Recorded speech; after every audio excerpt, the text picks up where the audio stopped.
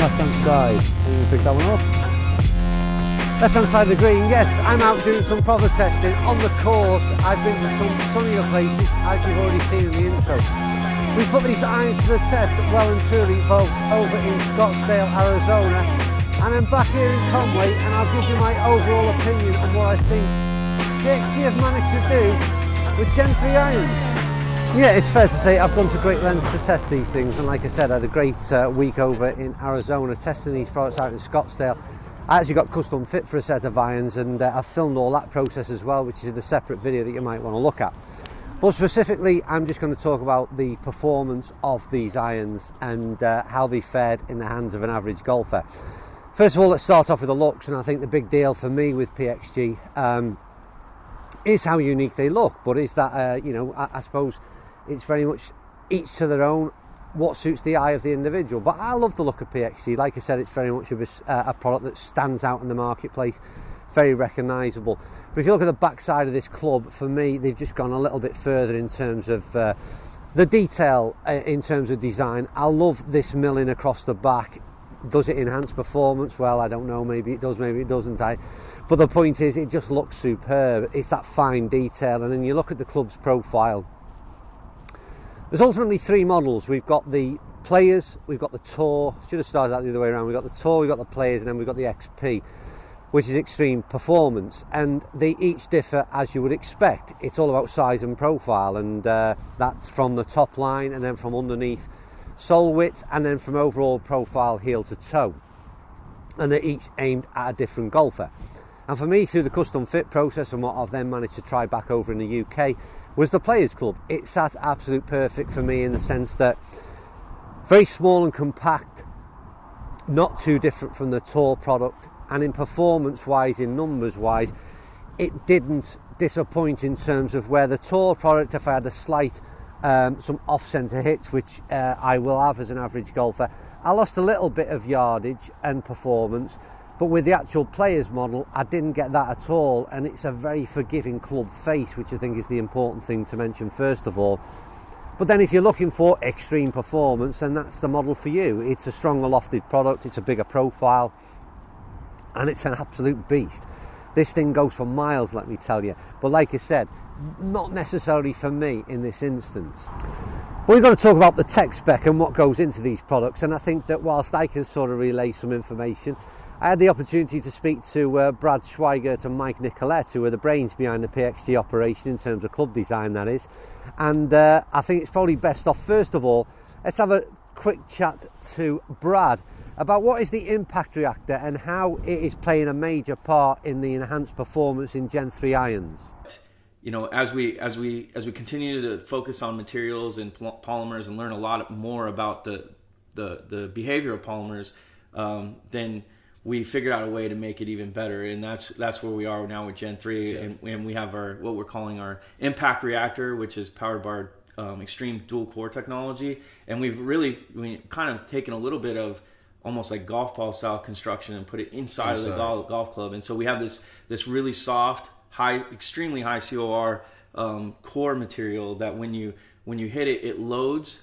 And it instead of absorbing or taking away energy, it acts more like a super ball, and it just stores and then rebounds that energy back in the golf ball. But it allows the face to move a bit more. Our face is 58 thousandths. It's an extremely thin face, and we've also added a cutout around the perimeter of the face geometry to really activate the face. So we get this whole system to load and store that potential energy and then rebound it back into the golf ball. Awesome. And so in order to support that structure, we actually have a secondary layer of material that's a little bit stronger material that's on the outside directly behind the face. And so all the materials work together to provide the strength that we need, along with the flex and the potential energy rebound back into the golf ball. So you've heard that from Brad, but I'm now going to go over to Mike Nicolette. We'll switch back again. But what he's explaining here is there's a new material that's an evolution from what we've seen in Gen 1, Gen 2, and now what is inside, the magic potion that sits inside of these club heads,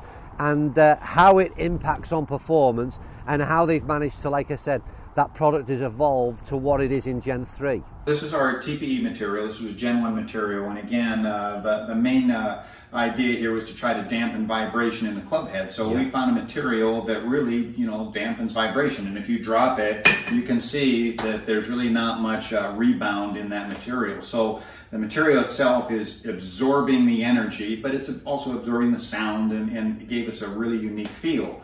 When we went to Gen 2, we started to look to get more ball speed, and we went with a different material that is a much higher COR. So if we drop this, you'll notice that it rebounds significantly higher, but also it has a firmer sound. Right? So now if we go to our Gen 3 material, this is an extremely high COR material, and you'll notice that very quiet and very good rebound. So if we were to, the difference of those here's the difference of Gen 2, Gen 3.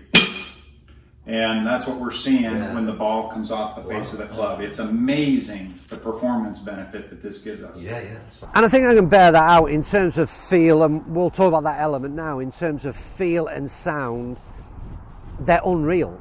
For me, it's the one major step forward I can see from Gen 2, because ultimately that's the question that I asked myself when I first tested these, was that I was a big fan of Gen 2, and I did question how they were going to move that bar forward again. They certainly have done that, and in one element, the first element is sound and feel. It's just pure. It just feels absolute pure. It feels like butter. I was going to say it sounds like butter, but I'm not sure what that sounds like. It's soft, also very, very soft, but at the same time that ball is firing out the club face. I think for me, in terms of the way this impact reactor, as they call it, but ultimately this forgiveness, this ball speeds across the club face, it was so consistent in its performance. And I brought it back to do some dry ball data testing myself in terms of in the UK. And if you see the numbers, I've tested 7-iron and 4-iron. The point is that they do exactly what you'd expect them to do in terms of the yardages of both, but it's the consistency of both. There's more variables in the 4-iron than there is in the 7, and again that's going to be down to the swing of the average golfer. But in terms of consistency in number, consistency of spin, launch, ball speeds, that is the key thing. And for an average golfer to get those consistent numbers off a club, and a club with a profile as small and compact as this, I think it's a leap forward in terms of levels, and that's the big key point for me.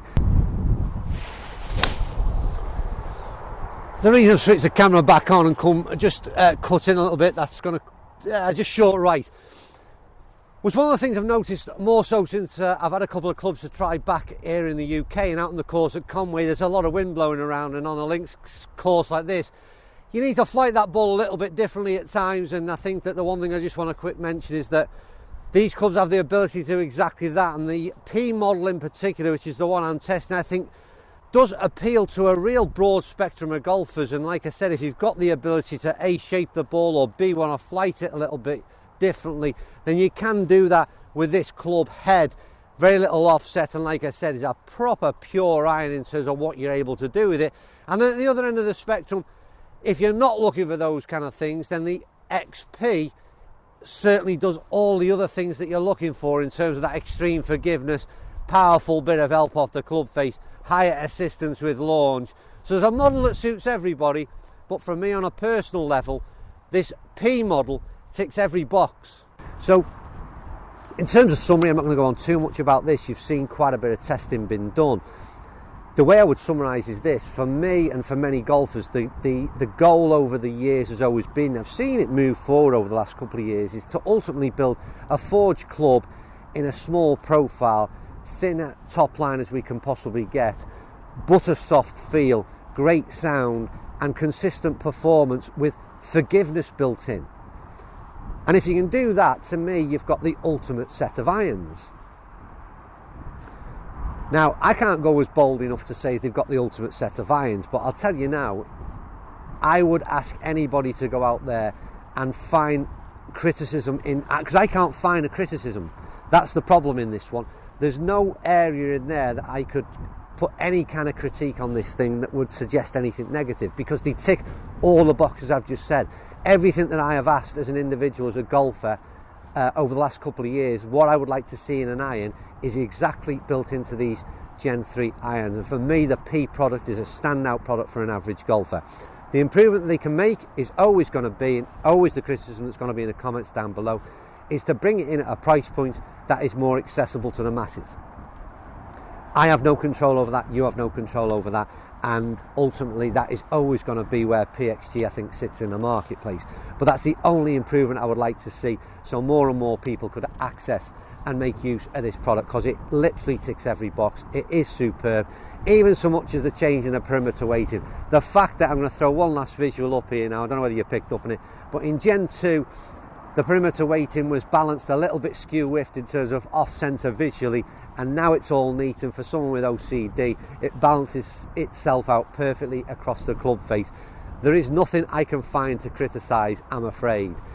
Right, I'm going to carry on playing a few more holes around Conway Golf Club. I'll carry on testing these products, and we'll do some head-to-heads throughout the months ahead and see how it compares to all the other major releases that are on the way or have been released in these last few weeks and months. But as ever, thank you for watching, and I'll see you all very, very soon. I never thought I'd be doing a gloves like Tommy 2 Gloves Gainey, but it's sunny but a bit chilly down here in Conway. Not as warm as it was in Scottsdale.